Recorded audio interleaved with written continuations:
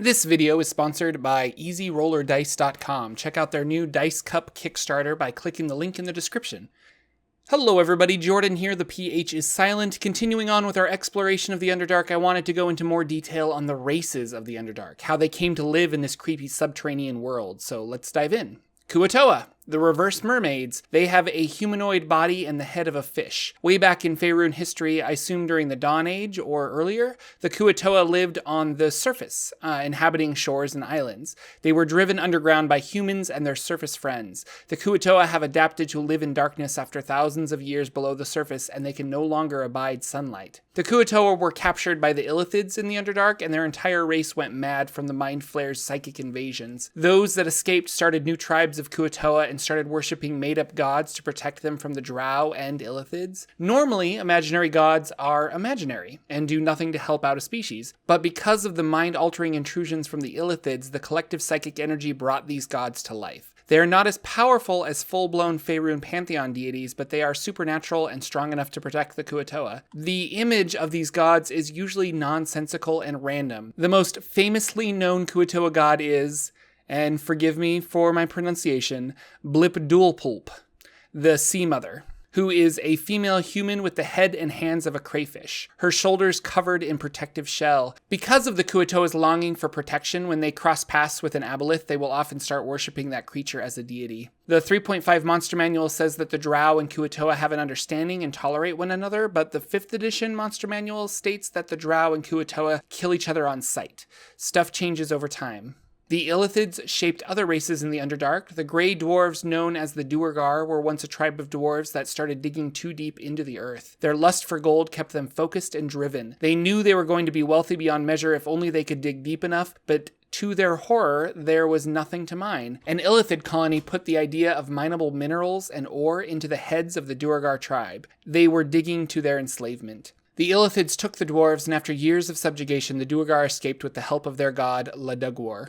The Duergar dwarves returned to the surface only to be shunned by their dwarf brothers. The Duergar had changed. They had ashen gray skin, they were bald, but more than physical characteristics, they were dour, pessimistic, and untrusting. Angry, the Duergar returned to the world they knew, the Underdark, and they created cities there. The Duergar have developed limited psionic abilities thanks to the Mind Flayer's control over them for several generations. Similar to the Duergar are the Darou. Now, the Darou have blue-gray skin and white or yellow hair. They have pale white eyes that lack irises and pupils.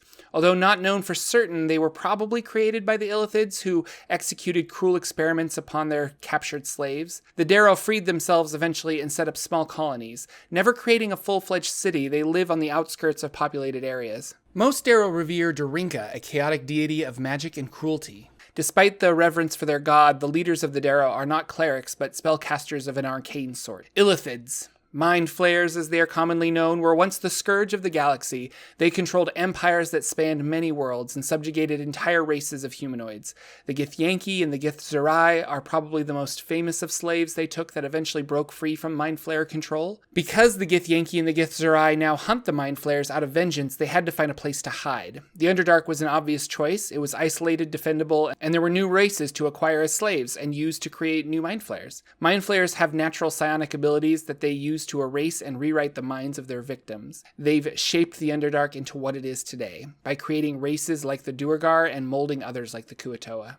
Myconids. Myconids are intelligent fungus creatures. They have always lived in the Underdark, being creatures of fungus. They seek enlightenment and deplore violence. If approached peacefully, Myconids can be rather helpful in your Underdark travels, but they will defend themselves and their territory if needed. In 4th edition, it was revealed that Myconids came from the Feywild, or the Feydark rather.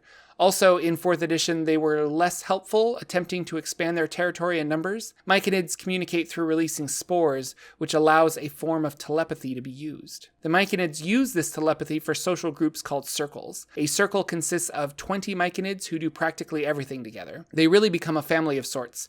They are bound into a group consciousness and have shared dreams. Finally, I'd like to talk about Deep Gnomes, also known as Svirfneblin. Deep Gnomes are odd. They never bothered to create a written history or even a calendar, so there's little known from the past of the Deep Gnomes. Their bodies are hard as rock, males being completely bald and beardless, and females sporting white or gray hair. Their skin is usually brown or gray. Like other races of the Underdark, Svirfneblin are serious and dour, in large contrast to their surface kin. Deep Gnomes do not often cook their food and prefer to salt it heavily. Most outsiders can't stomach the salty food. They cherish gemstones, especially rubies, which they mine from the Underdark. This can cause problems because they'll dig into drow territory occasionally. Of all the Underdark races, Deep Gnomes hate the drow the most.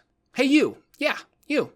You like RPGs, you probably roll dice, but you're probably rolling dice from your hands like a sucker. Easy Roller Dice started a Kickstarter for their latest product, Oversized Dice Cups. They come with a lid and a sweet graphic on the front. They can hold about 80 D6s and can comfortably roll 50 D6s, and that's way more than your hands. Check out the link in the doobly-doo below to visit their Kickstarter. The Underdark is a super interesting place, and I was excited to get 2 videos in. I really want to create a 100% Underdark campaign with Deep Gnomes, Drow, and Duergar characters, isolated yet epic.